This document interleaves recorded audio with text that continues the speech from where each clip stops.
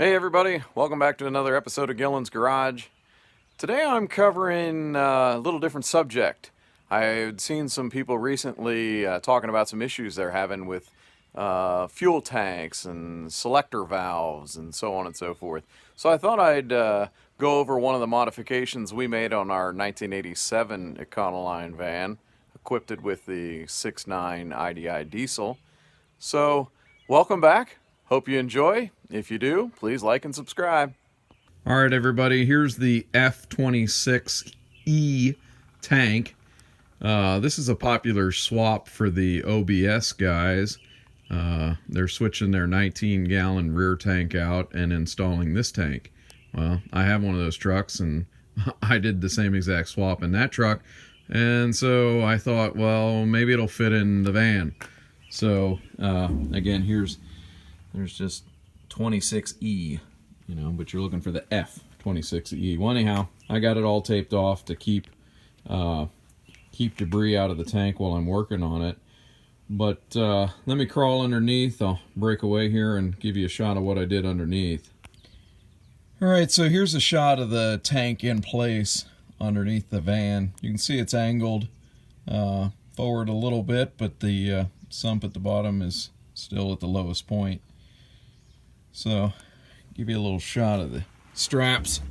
The straps obviously will need to be lengthened. So, you can see the strap was spliced at that point, overlapped and re-welded. I'll slide in here.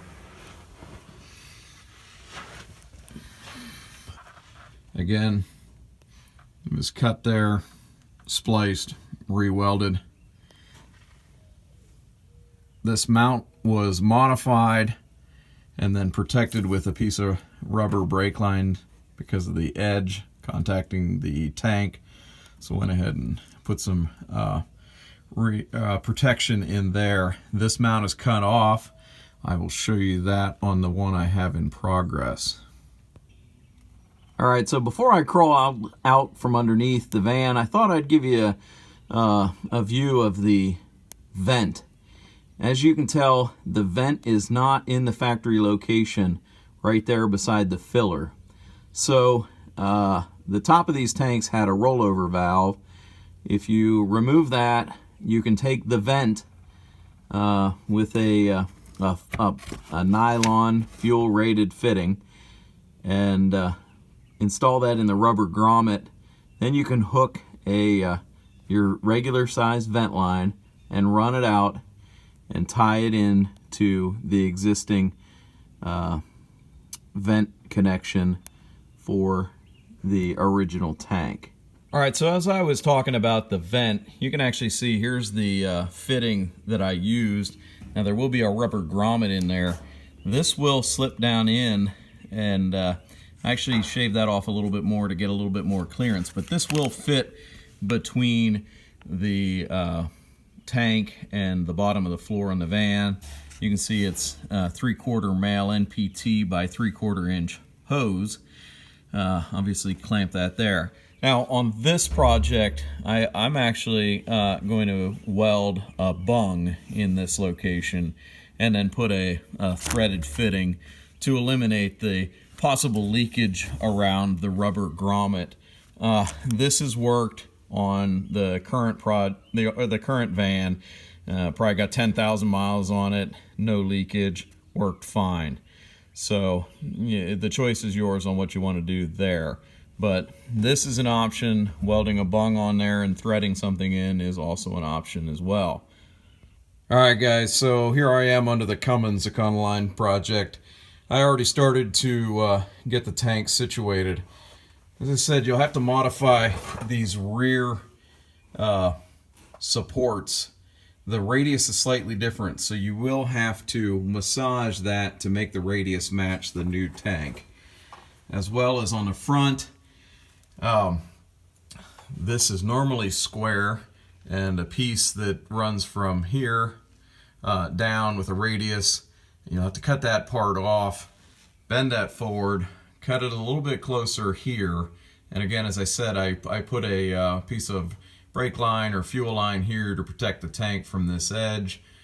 install your strap that will need to be lengthened and bolt it back in to the factory part in the back. On a side note here, I thought it'd be important to mention that removing the hitch, if you're doing it on a regular van, is necessary to give you a little bit more clearance. But as you can see, there's plenty of space for the factory hitch. On an extended van, removal may not be necessary because of the additional 20 inches of frame behind the fuel tank. All right, everybody, I hope that was helpful information there. Again, this is for the 75 to 1991 Econoline van F26E fuel tank swap. This would be helpful if you're having fuel issues as far as your selector valve or selector switch, or you wanted to eliminate the saddle tank, just run the larger rear tank. That would give you the opportunity to maybe run a propane tank if you were a sportmobile looking to get propane for heat, or any use for having a propane tank. That would give you the opportunity to install that where the saddle tank was. In our particular case on this van, we wanted the extra capacity of having 60 gallons of fuel. So we have the 38 and the factory, replaced all the fuel lines and an aftermarket selector valve, so it's easy to replace if that one were to fail. So thanks for tuning in. If you got any questions, hit me up, give me a comment, ask me. Hopefully I can answer it to the best of my ability. Thanks a lot. We'll catch you on the next one.